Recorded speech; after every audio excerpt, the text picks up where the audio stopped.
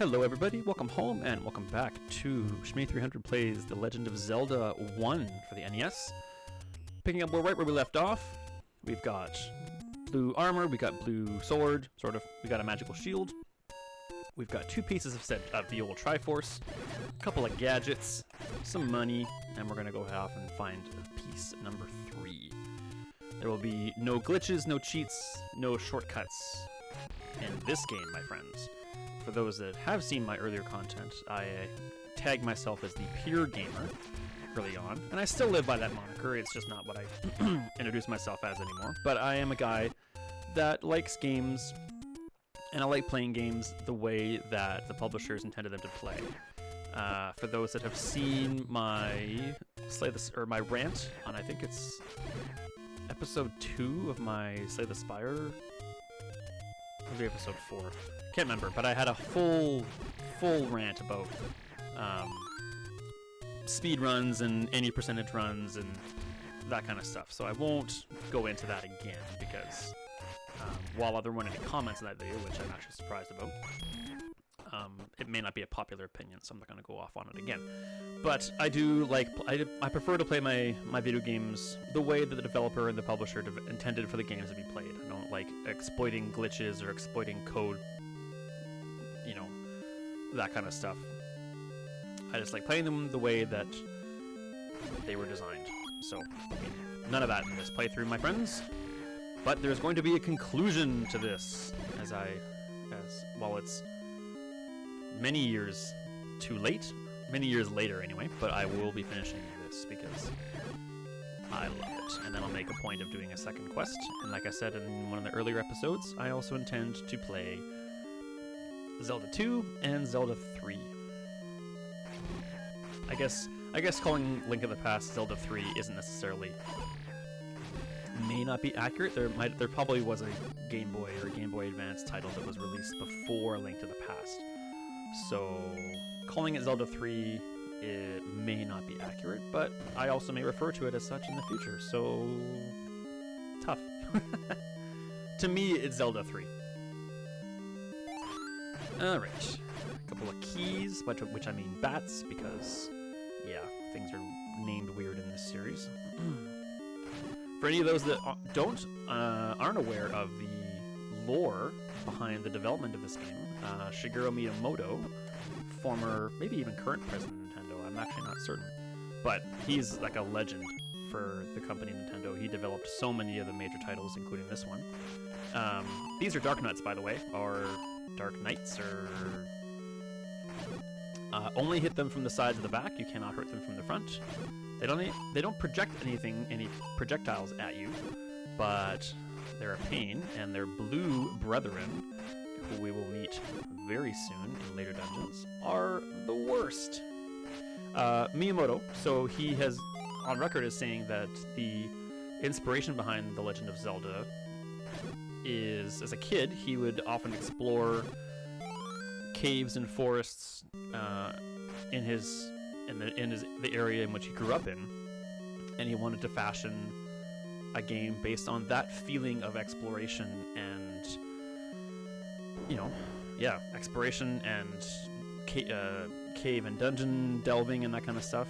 And this masterpiece is what was born from that. So thank you very much, Mr. Miyamoto, because you have filled many a person's heart and soul with so much joy over the years. So we, on behalf of everyone, we thank you.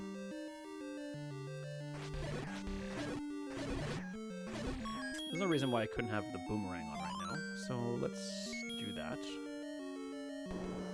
We have lots of keys, because we received many door-opening keys, not bat keys, in Dungeon 2, but didn't use them all, because you don't need to. So we have a couple extras.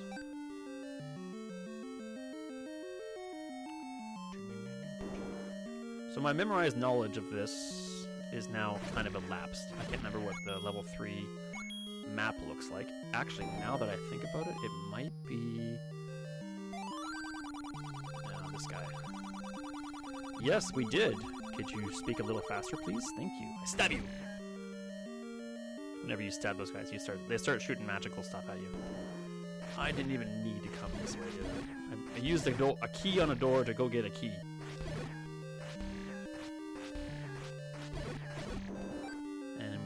And to listen to the same guy say the same thing twice.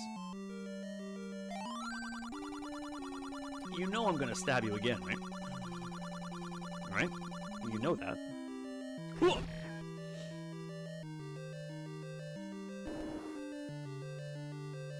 I think this dungeon has the shape of a swastika, if I'm not mistaken. Little taboo. I already bombed that. I'm only fighting these guys because of pure habit. You do not have to, but sometimes they drop good stuff.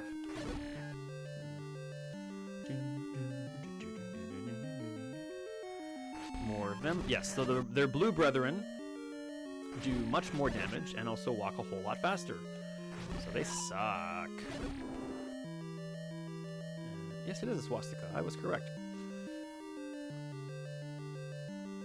So here's the map. So there is your shape. And so the enemy is to the right. I don't believe we can bomb there. We have lots of extra keys. So when you receive the blue map at the bottom of the screen there now, that's all the rooms that are in the dungeon that you know of. Some later levels have secret rooms. So once your map that you draw yourself here by going in rooms, once that matches the blue one, then you know you've explored the whole dungeon.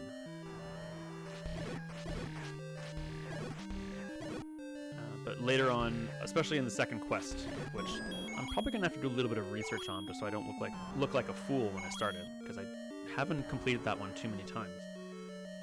I do not remember what this dude's name is. Chompy McChomperson. Put a bomb down. Just got half of them. If you place a bomb in just the right spot, you can get them all at once. Kind of like that. All right, full health.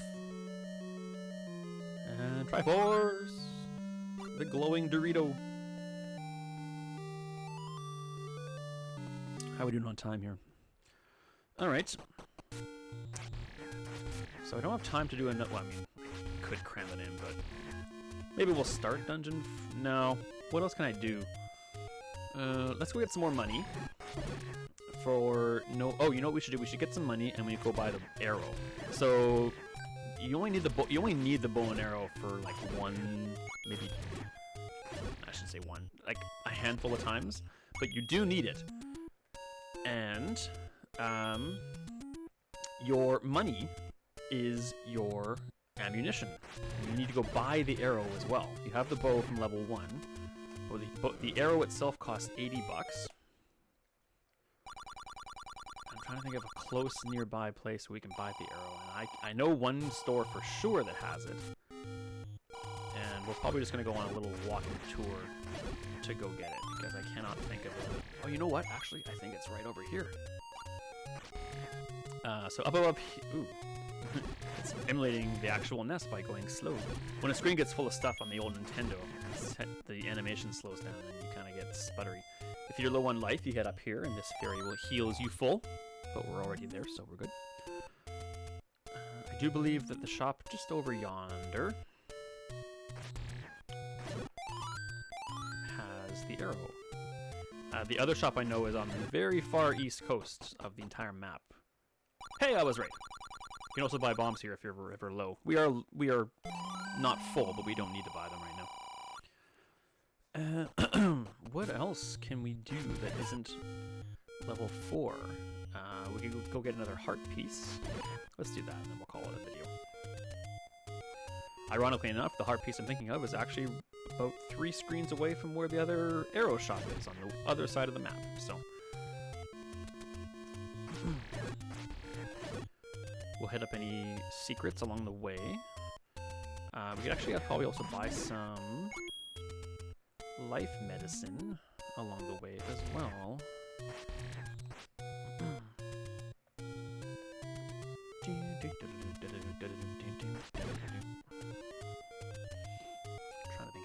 other stories. History of this game. It was the first game to ever have first Nintendo game to ever have a battery in the game. Would allow. This is the first game ever, I believe. Again, don't hold me to it, but I'm pretty sure it's the first game that was ever created that you could actually save. Every other game before had Nintendo was renowned for having passwords. You'd finish your game, write down the password, which was usually about 20 digits long, and you'd re-input the password, and that's how you continued your game from where you left off. Here's the old lady. You hand her the note, and you can buy some medicine. Ka-ching. But yeah, this was the first game that you didn't need a password to save your game. You did need to die to save your game, which was kind of a pain, because if you get called for dinner or something like that, and you need to turn it off or whatever might be happening. You can't, unless you have a second controller. I believe there's actually a trick you can do. If you have a second controller plugged into the NES, you can use a certain input on that controller to trigger the game over credits. Pretty sure that's accurate. But if you didn't have that, or didn't know about it, you'd have to go to a screen, find enemies, and just keep walking into them until you died, and then you could save your game. The heart piece is over here. So you need the raft to get this heart piece, which is why we can get it now.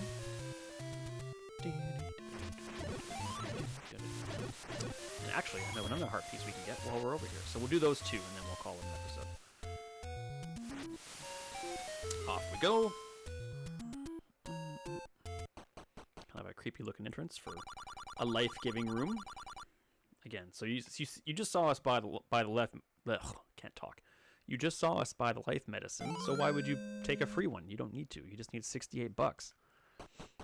And you can buy it as many times as you want. So why would you ever take that over the heart piece? Except for a very specific challenge or something like that.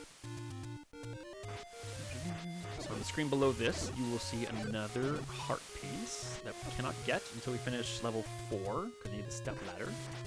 So we'll get that a bit later on. I don't know why I would leave that behind.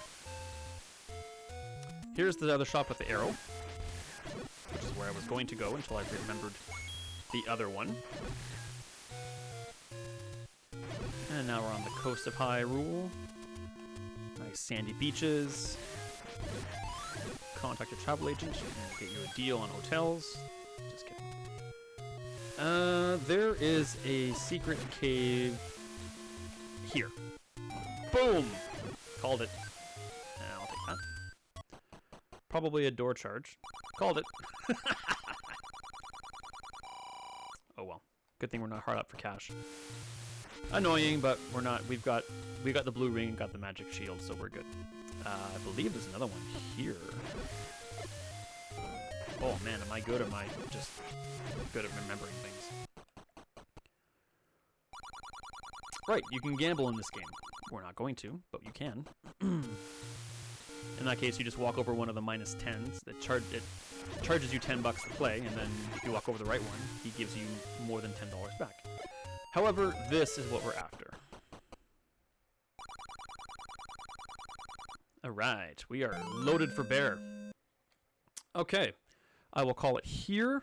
It feels a little weird doing these short episodes, but I think it's probably better for... Well, we'll see. We'll see how the metrics pan out. Thank you so much for joining me. Hope you're enjoying everything. I certainly am. And as always, be kind, be strong, be awesome, and I will see you shortly.